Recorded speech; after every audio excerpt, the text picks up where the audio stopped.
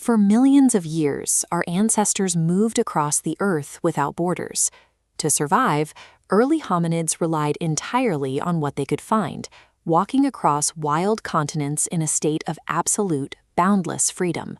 Then, around 4000 BCE in Mesopotamia, humans made a choice. The citizens of Uruk built handmills out of stone. Instead of hunting and gathering, they began crushing cultivated wheat and barley into flour. The physical toll on the human body was immediate. Diets narrowed, and the average height for men dropped from 5'9" to 5'3". We went from being agile, wide-ranging athletes to shorter, labor-intensive farmers tied to specific plots of land. We managed to outsmart starvation by creating a reliable food source, but in exchange, we bound ourselves to the soil, trading our ancient wanderlust for the strict walls and rigid demands of permanent, settled society. Once humans were locked into these settlements, tight hierarchies formed. In Babylon, King Hammurabi carved 282 laws into stone. A noble's bone was legally worth more than a plebeian's, and a plebeian's was worth more than a slave's. Human value was now permanently categorized by class. Over in Egypt, the ruling class pushed this inequality to its extreme. They mobilized the vast peasant class to construct massive stone tiers that served as enormous, impenetrable tombs. The elites were terrified of disappearing into the afterlife as ordinary men. By forcing tens of thousands of commoners into decades of grueling manual labor, a pharaoh believed he could secure eternal worship and literally buy his way out of death. Yet the myths of the era reveal a deep insecurity about this system. Ancient Sumerian texts record King Gilgamesh concluding that when the gods created man, they let death be his share, keeping eternal life entirely for themselves. To maintain order despite this mortal reality, rulers across the globe crafted complex justifications for their absolute control. In China, the Zhou dynasty promoted the mandate of heaven, claiming the cosmos itself had selected the emperor to command the obedience of the masses. The first civilizations survived by enforcing a brutal paradox. We developed sophisticated legal codes and engineered wonders of the ancient world, but we accomplished it by systematically subjugating the very people who built them. As populations swelled, localized kingdoms expanded into sprawling territories. Cyrus the Great marched his Persian armies from the Mediterranean to the Indus Valley, violently absorbing distinct cultures under a single administrative umbrella. The ancient Greeks approached dominance from an intellectual angle. Looking out from structures like the Parthenon, philosophers like Plato argued that the common citizen was totally unfit to govern. He insisted that only a highly educated, elite philosopher-king possessed the wisdom to steer society. The Roman Empire combined this philosophical arrogance with ruthless military efficiency. They conquered regions from Britain to the Persian Gulf, forcing Celtic tribes and Mediterranean states into submission, entertaining the populace with the violent spectacle of the Colosseum to maintain control. But you can only stretch borders so far before the logistics fail. Rebellions sparked in Judea and Britannia, currency suffered deep inflation, and the administrative burden became so heavy that the empire had to be repeatedly split just to function. In the end, Rome was sacked by the very tribes it had pushed to the edges of its territory. It proved that regardless of how advanced the military tactics or how sophisticated the political philosophy, an overextended civilization will eventually buckle under its own ambition. With the central political authority shattered, religion quickly filled the void. Sweeping movements like the rapid spread of Islam united the Arabian Peninsula and pushed aggressively into North Africa and Spain. It was an era of intense contradiction.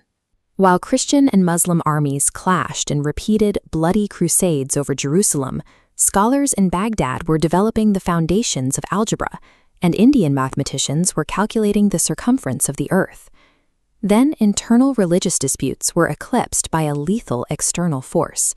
Genghis Khan united the nomadic tribes of the Asian steppe, creating a highly mobile, ruthless cavalry that crushed everything from the Jin dynasty to the Khwarezmian Empire. In Western Europe, a different terror arrived by sea. Viking raids were so frequent and devastating that terrified citizens willingly signed over their labor and their remaining freedoms to local lords, establishing the strict, defensive hierarchy of feudalism.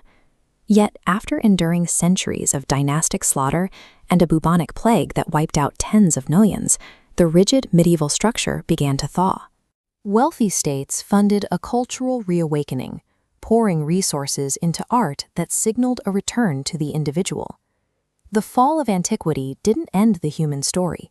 It simply forced populations to reorganize, finding new systems of faith, military defense, and eventual cultural expression to guarantee their survival.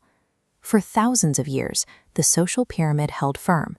But as populations recovered and wealth began to distribute slightly more broadly, the working masses finally started to push back against the kings and emperors at the top. The first major crack in absolute authority appeared when English barons forced King John to sign a document establishing the right to a fair trial, legally binding a monarch to the exact same laws as his subjects. Centuries later, that localized defiance exploded across the Atlantic. American colonists severed ties with the British Crown entirely, signing a formal declaration that all men are created equal and possess unalienable rights to life and liberty. The ink on this specific document sent a shockwave directly back to Europe. Inspired by these printed promises of liberty, impoverished commoners in France dismantled their own monarchy, storming the Bastille and executing their rulers in a violent bid for an equal voice. By 1848, the Industrial Revolution had concentrated massive wealth back into the hands of a few elites. This prompted the ultimate ideological challenge to the hierarchy. Karl Marx and Friedrich Engels published a text urging the global working class to rise up and completely seize the means of production. We replaced emperors with parliaments, presidents, and directories. But no matter how we restructured our governments to promote equality, the underlying human appetite for territory and material resources remained exactly as ravenous as it was in Babylon. Industrialization supercharged the speed at which a nation could expand. European countries, desperate for raw materials to feed their factories, carved up the African continent with artificial borders, pitting local populations against one another to extract maximum profit. By 1914, these competing global empires were tightly bound by defensive treaties.